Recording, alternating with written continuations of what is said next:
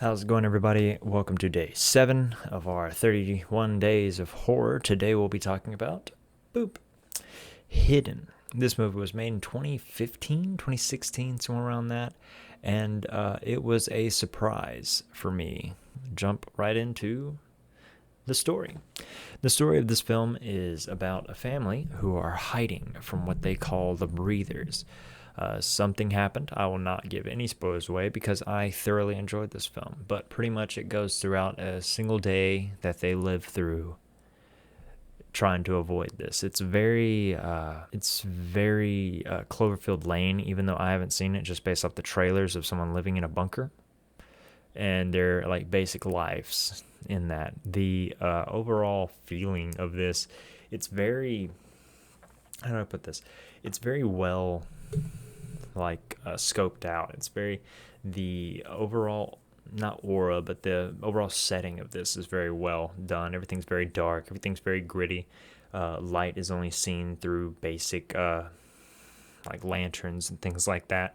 So it looks really, really grungy or gritty, if you will, and it really, really pulls it off throughout the entire film.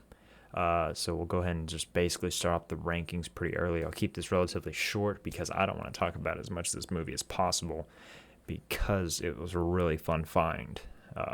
We found this. I found it in a Dollar General bin along with another movie that I might watch. I might not. I don't know yet. But the overall story of this is really good. This is probably about an 8 for me. It was really, really solid. It didn't drag on. Everything kind of fit well. You enjoy all the characters. They're fleshed out to a degree. It's pretty much just a family, a husband, wife, and daughter. So there's not a lot else they can really pour into the characters of it besides act like a loving family, if that makes sense. And they do so, and they do so well. So the story's about an 8 for me. The threat on this of the unknown, and this film did a very good job of not shoving the villain or shoving the monster down our throat. They kept it mysterious for a good 75% of the film. And then when you finally see them, it makes everything worth the wait, which is very good, what you want from a monster or a threat. So the threat on this one's probably another 8. This movie's going to be up there. It's really good. Rewatchability is probably I'd watch it again, so we can just put a yes up there. It'll be a yes or no now from now on.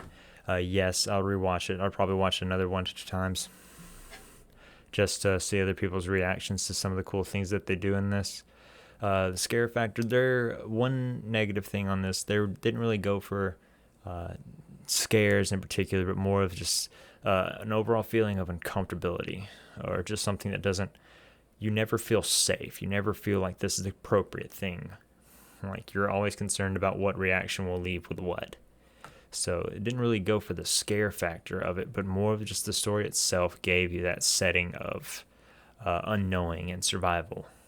So unfortunately, since we're tying it to scare, I guess for the overall scare, atmosphere-wise, I'll give it a boost up to about a 6 or 7. Probably give it a 7 on that, just because the overall settings and when things get ramped up, like kind of in the quiet, it kind of has the vibe of A Quiet Place where you're trying to be really stealthy or else they'll hear you type of thing. But you can still talk, so they didn't really rip off of that. Also, it was made before that. So, meh. So, yeah, scare's probably about a 7. I'll give it that. But overall, this film was really, really good. Like, I can't give it enough praise, honestly, and it's also going into it with no expectation whatsoever, which was really, really important. But I really enjoyed it, and we rebought it again on Vudu because we want other people to see it, and they don't have to have my physical copy. So overall for this film, I'll probably give an 8. Like, I thoroughly enjoyed this. It was very, very good. There's no real gore in the film, and it wasn't needed, so they didn't try to force feed it to anybody, which is good. They didn't try to overly explain anything. If anything, a couple of things that I marked down points was just the continued use of the monster's name over and over again. But besides that, everything else was really good in this. Like really, really. It's a game at this point. If I kept up with how many times I said good in this and put it up here, you would know that I thoroughly enjoyed this. But I'll leave you there with that. That should be that was day 7 of our 31 days of horror movie reviews. I hope you guys enjoyed it. I know I did, and if you've watched it, let me know what you think or what they could have improved on. And I'll catch you guys on day 8 when I finish watching it. Take care, guys. Peace.